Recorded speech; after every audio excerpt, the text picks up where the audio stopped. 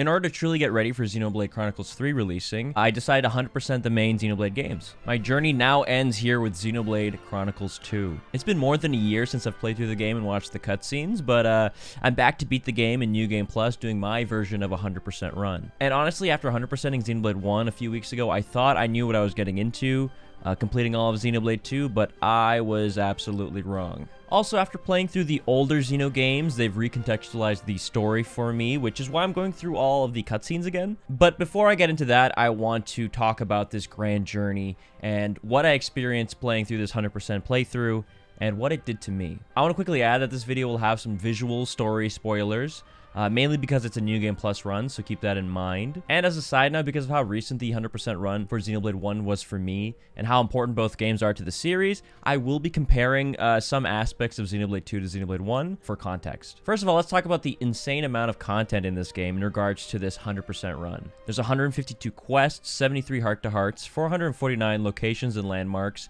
85 unique monsters, 9 of which are super bosses, and obtaining all 52 deeds. On paper, it seems almost identical to my Xenoblade 1 100% run, but with 300 less quests. But again, things aren't what they seem when it comes to this game. In fact, I was surprised by the sheer variety of content Xenoblade 2 had to offer, as well as the vast amount of challenges I had to overcome to reach my goal of 100%ing it. Much like my run of Xenoblade Definitive Edition, my intention of 100% in this game is with content in mind as opposed to pure completionism. Again, 100%ing a game is defined differently by each person you ask, since there's no built-in way to know your percentage of completion within the game. Just like Xenoblade 1, I followed essentially what would be done for a 100% speedrun, which in my opinion covers most of the significant content in the game, which I wanted to focus on rather than finishing every single thing possible. In Xenoblade 2 especially, completing everything would take an insane amount of time if you factor in getting all blades to S+ trust, drivers to max idea levels, and getting Van Damme to level 99. It can get a little ridiculous. Now, despite not doing every little thing, even with the parameters I set, there's an absolutely insane amount of things to do in this game, and we'll get into that soon. So, as I started my 100% run, I was becoming much more aware of this game's strengths and its weaknesses. And much like Xenoblade 1, something that Xenoblade 2 nailed, and one of its biggest strengths is its exploration. Within its vast amount of titans is a bunch of hidden tunnel ways,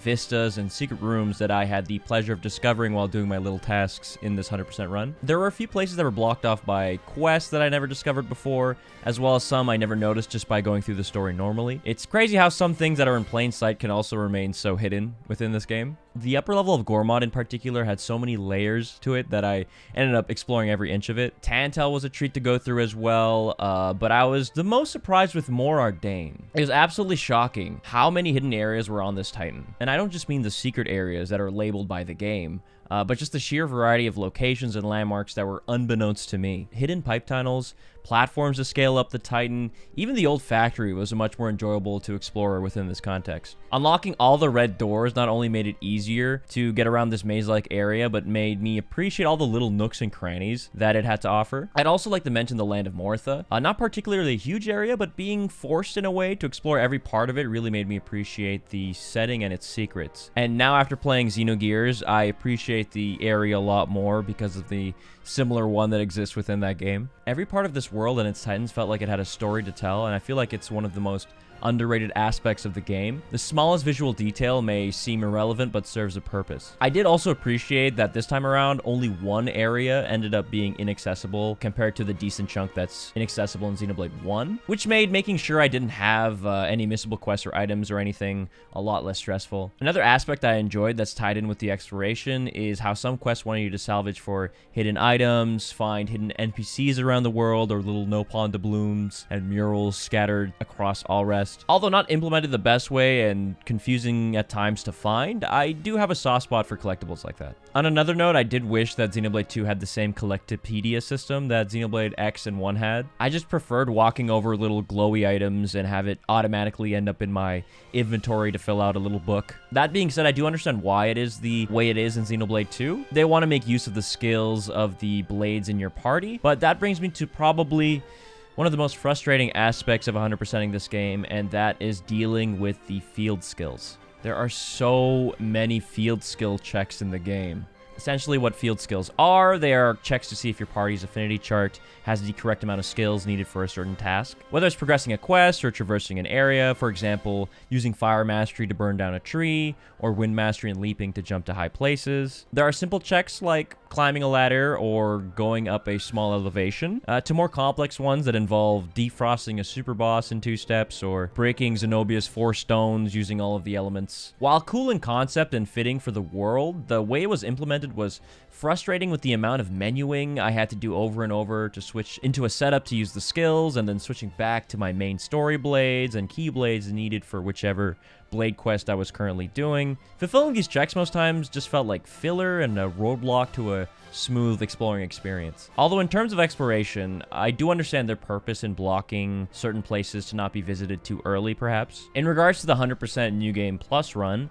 the further you progress, the less annoying the checks became, which was nice, but I feel like I only got to reap the benefits of that very late into my 100% run. I do enjoy when field skill checks show up in Blade quests like Cassandra's to show that her bad luck is about to strike, or Finch's to show that she forgot what she was thinking about or something. I do think that sprinkling moments like that throughout the game is very charming. Lastly, on the topic of exploration, the deeds in this game help out with exploration a lot. Essentially, they're something you can purchase to own the economy of All Rest by buying every single available item in the shops that sell pouch items. Some items are locked behind mercenary missions before you can buy it to get the corresponding deed, but we'll get into Merc missions later. The most notable effects that helped the exploration experience were the boost to movement speed and lowered enemy detection range. I would highly recommend getting deeds just for those purposes alone. Moving faster through the world and worrying less about the big meanies roaming the wastes was worth the effort of getting those deeds. The only deed that wasn't straightforward to get, however, was the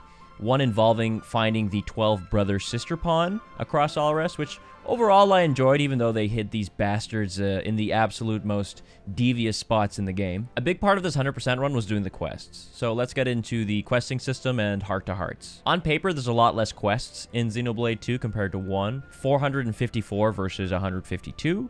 However, to me, it didn't feel that way. Xenoblade 2 definitely has a lot of meat and substance in its quests. One of my favorite parts about Xenoblade 2 is the fact that a big portion of the Blade quests have voice cutscenes, as well as the heart-to-hearts. To me, that's a big improvement from Xenoblade 1 and strengthened the world building and development of these characters. I personally like the tragic yet uplifting tale of theory and praxis and how they go through the journey of their drivers dying and them forgetting about each other, but then learning how to be friends and sisters again through their adventures. Another great Blade quest line was Percival's, and how it explored how he was an evil child and wife-killing assassin in his past life, but how he chooses to be a different person in his new life with his new driver. And of course, who could forget Korra and her girl power competition with Mithra? Honestly, I found that to be a genuinely entertaining quest line. As for the quests in general, I was a big fan of the Bana quest line returning in this game, and Bana meeting a similar hamster-wheeled fate. Honorable mention to the quest line in this game that revealed that no pawn originally talked like normal humans, but dumbed down themselves to appear cuter and non-threatening. Insane. And lastly, on the topic of quests, by doing all these quests, I noticed the sheer amount of death and corpses that are involved. Xenoblade 2 doesn't shy away from dark topics like that in its quests, which I appreciated since it helps drive the point that things aren't always happy and sunny in this dying world. One of my favorite things about Xenoblade 2 is the amount and variety of voiced heart-to-hearts. It was so interesting learning about all the Blades' personalities and their stories, or how they interact with the world or wonder about their past lives. And of course, the interaction between the drivers themselves are great too. On the topic of Blades, let's talk about one of the most controversial features in Xenoblade 2, and that is the Gacha blade mechanic. Including the New Game Plus blades, there are a ton of them to obtain through Core Crystal Gacha. I know I'm in the minority with this, but I love my free gambling. I think obtaining blades through Core Crystals was a unique way to take advantage of such a big cast of characters, and fits in with the lore of Xenoblade 2's universe. And it made players' experiences individualistic and special because one person's party of blades could be completely different than the next. Now, it definitely has problems, and on this 100% run, trying to get every single one with no pity mechanic in place for the rarest blades was a pain. I was missing most of the blades on this save file, so pulling them all over again could have been a scary time sink. Thankfully, getting Cosmos wasn't too bad for me this time around. I managed to get her with another rare core crystal and probably spent around 200 legendary core crystals specifically for her. Having Cosmos after playing through Xenosaga made this such an amazing cameo for me in this game. Her blade quest was Shion, or should I say Estelle, was a lot of fun, as well as her heart-to-hearts. Talos was also a great addition to New Game Plus, but she's a pretty common blade to obtain relative to her counterpart. Also, getting Shulk, Fiora, and Elma was just so awesome. It was a great way to combine all the games by using these characters as blades through unlocking them permanently by clearing their corresponding Land of Challenge quests. I felt a wonderful sense of harmony by having these past characters by my side. Something I'm glad they added was by doing certain affinity chart nodes for Elma, she would talk about the world of Alrest and how it has many similarities to her planet Mira. And at the end of all of that, Elma, Cosmos, and Shulk and the gang talk about how their appearance in this game may mean something in a larger way. Through a cool cutscene. Now, whether that's all canon or not, we'll see come Xenoblade 3, but it was neat nonetheless. So let's shift gears here and talk about Mercenary missions. Essentially, it's a neat way to make use of your excess blades and their field skills by sending them off on missions that either gain you resources or progress you through quests. In theory, it's a great use of all of these blades. In practice, it is a frustrating system to deal with for long periods of time, and it houses one of the most notorious and infamous blade quests, and that's Ursula's New Groove. This Merc mission alone took me more than 30 hours of non-stop sending her out to her concerts, checking every 5 minutes, watching the animations for charts filling up, and sending her back over and over until she had enough tickets and accumulated enough fans, and I did enough concerts. This was by far the most taxing thing to deal with. On this 100% experience, I still hear her saying, "We are Ursula's New Groove," in my sleep. I need therapy. Just in general, though, I don't think it's all because of Xenoblade. However, finally finishing the quest was a relief. Definitely not something I look forward to doing ever again. The Merc missions are pretty nice when you just have to deal with them every 30 minutes or so, and if you level up your Merc level, you can end up sending 3 groups out at a time. Unfortunately, you can't have preset teams to send out or skip the cutscenes of all your blades gaining levels, so Merc missions was a huge time sink that would stop me in my tracks every time. If it just had some quality of life improvements, it would have been a lot more enjoyable, and it has the base of what could have been a fun and engaging system. I wouldn't mind seeing something similar to it in Xenoblade 3 if it was implemented well. Now, on the topic of affinity charts, it's kind of funny. I actually didn't plan on maxing every single blade's affinity chart because it wasn't in the parameters I set earlier, but so many blades need to be at level 5 trust with a lot of their charts filled to access blade quests or heart-to-hearts or to do some random event in a quest, so I got pretty dang close on maxing them all out. This was a part of the game that was a lot more time-consuming than I expected. So many blades had some obscure way of leveling up their nodes, and not all of them could be accomplished by just sending them out on a Merc mission. I did find a lot of them fun and a great incentive to go out and explore certain areas or collection spots. Overall, I think the affinity chart system has its flaws, but it was a cool way to define characteristics, stats, and traits to these already unique blades. Now let's talk about this game's combat. I honestly feel the combat is where this game shines. I personally thought they improved a lot from the mechanics of Xenoblade 1.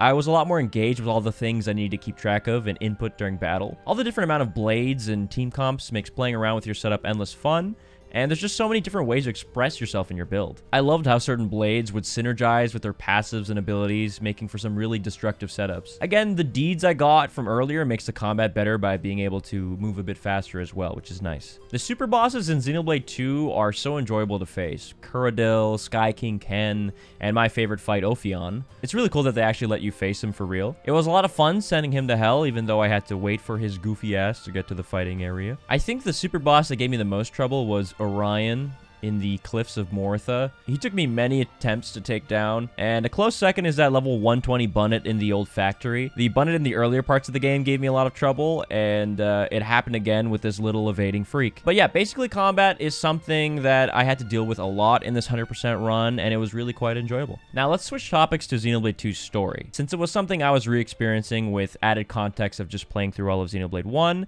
and playing through the older Xeno games for the first time.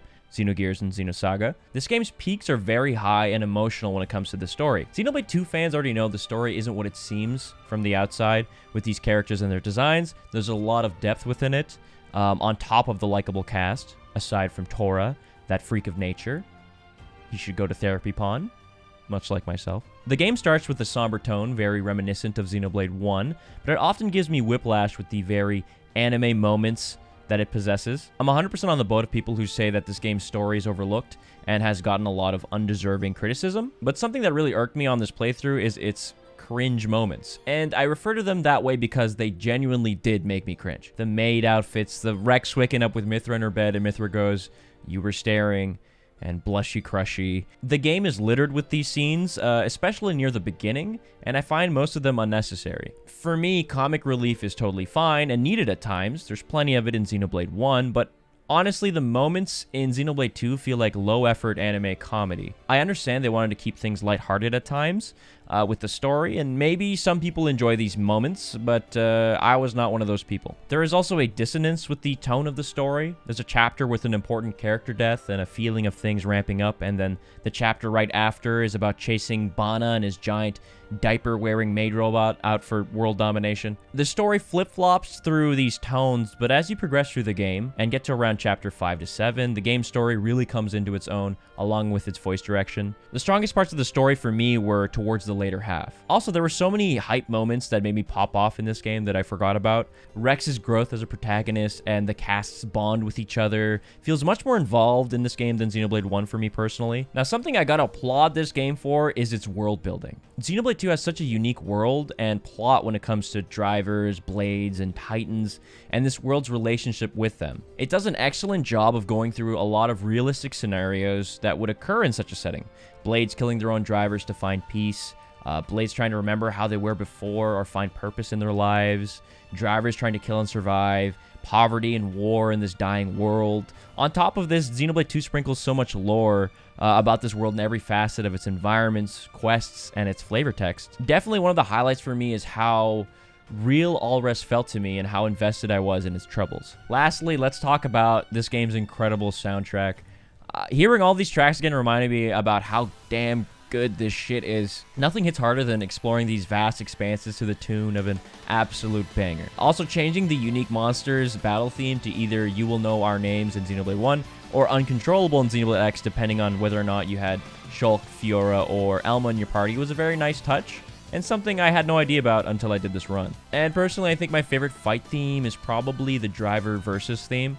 It always gets me pumped. Ultimately, what 100%ing Xenoblade 2 did to me was give me a larger appreciation for the world of Alres they built with its lovable cast and its sprawling secrets, and gave me a much bigger understanding of how difficult, sometimes tedious, and enormous this task was. A big issue I face, which may be a product of trying to beat this game in a relatively fast manner, are technical issues with the game itself. What I mean by that is its memory leak issues. Essentially, when playing for long periods of time, usually a couple hours, load screens become longer, menuing becomes slower, frame drops are more common, issues arise with the music, and the most egregious thing that happened to me is a certain menu soft lock that can happen. Since the game doesn't have an autosave feature, I lost a decent chunk of progress from that. The game also doesn't have the crispiest frame rate, and there are times where it slows down to a slideshow. The menuing itself is slow, even without any leaks, which is an issue because of how much menuing you have to do in this game. Checking merc missions, swapping your blades around for field skills, or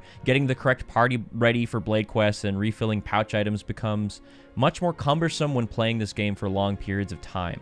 I think in smaller doses, these problems aren't as noticeable and leads to a much more enjoyable gameplay experience, but since I was playing 8 hours a day, even with multiple reloads of the game to clean leaks, I felt restrained in my ability to enjoy the game at times. It felt like the game was actively stopping me from being immersed, which is a shame, and I hope if they ever make a definitive version of this game in the distant future, that these issues would be addressed. All that being said, that doesn't stop the fact that this is an incredible game with a massive amount of content to offer. Xenoblade Chronicles 2 has so much hidden beneath its surface, whether it is within its story, its gameplay, or its beautifully crafted world. It is something I would definitely recommend to anyone who enjoyed the first game or are on the fence on trying it. My journey 100%ing this game wasn't an easy one, but it's a 115-hour long journey I won't forget, and I'm glad I got to experience what this game had to offer so close to the release of the next iteration. I'm genuinely excited to see my favorite aspects return in Xenoblade Chronicles 3, and that makes the wait that much sweeter. I hope you guys enjoyed the video. Feel free to check out more of my Xeno content on Twitch, where I stream 4 days a week,